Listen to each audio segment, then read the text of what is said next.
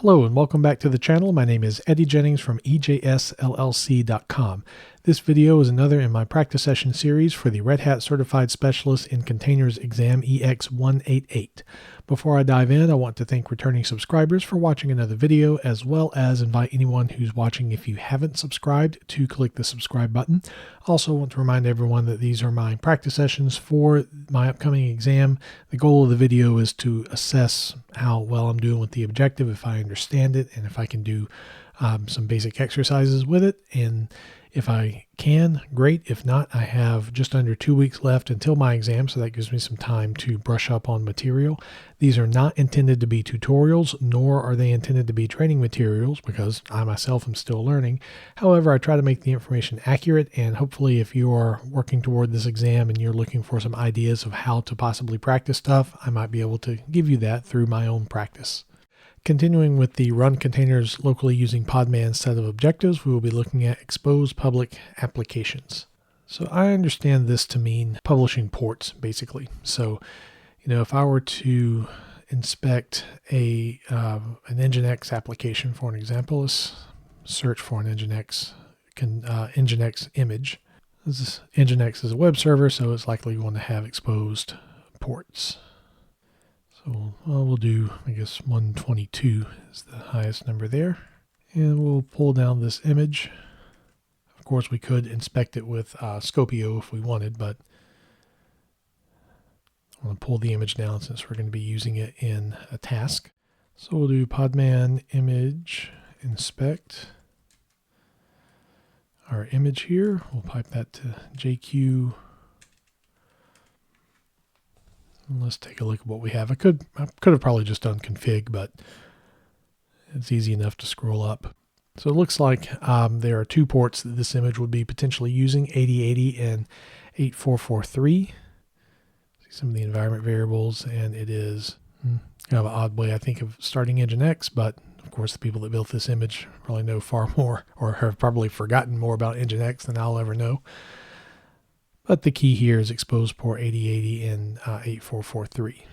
And as we know, the fact that it's exposed in the metadata for the image does not mean that we can access the port necessarily. It's a reasonable assumption that we can, but we know that if we were to just start this container, while the application will be listening on 8080 and 8443, we would not be able to do localhost to 8080 and pull up the default page. But we can publish a port and be able to make that happen. So we'll do Podman run and put this in the background. We'll have the container go away, and we're going to map 8080 on our container host, which is this VM, to 8080 on the container. And there's our image. Let's run that. Podman PS. Odd. I was expecting to see a container. Oh, I understand it.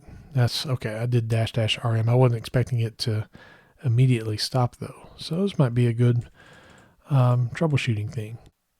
No, it exited with 0. Maybe there's, and for that moment, it had its port forwarded. Let's look at Podman logs. I'm curious to see what we had going on there. Oh, I see. This really isn't something that I guess it would be used to run some type of application.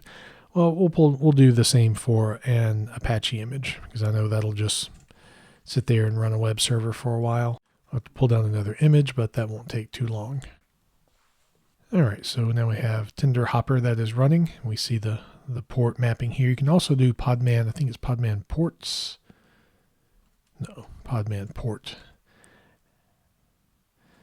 And we can do two things here. We can either feed it the name of a container. We see that 8080 TCP on the container is mapped to basically any interface that is that's available on 8080. We can also do Podman port, I think -A,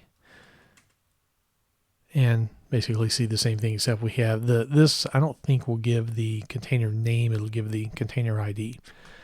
But using that -P to publish the port, we now can go to our browser and we can go to localhost 8080, and we'll see the default Apache page for Red Hat Enterprise Linux.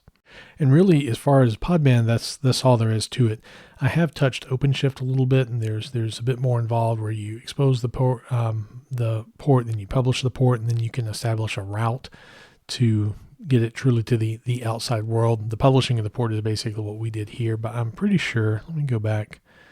The scope of this is a standalone environment, and so I'm assuming that's talking about Podman, especially since if you look at the objectives, it's all about do stuff in Podman. And this is specifically running containers locally using Podman, and to the best of my knowledge, this -p to publish these ports outside of just the container network is what this is talking about. So short, but an important concept to know. If you found the video useful, make sure you click like. As always, thank you to returning subscribers for watching another video. And if you haven't subscribed yet, do click that subscribe button and ring the bell when you do so you can be aware of when new content comes available. Thank you for your time, and I will see you the next time.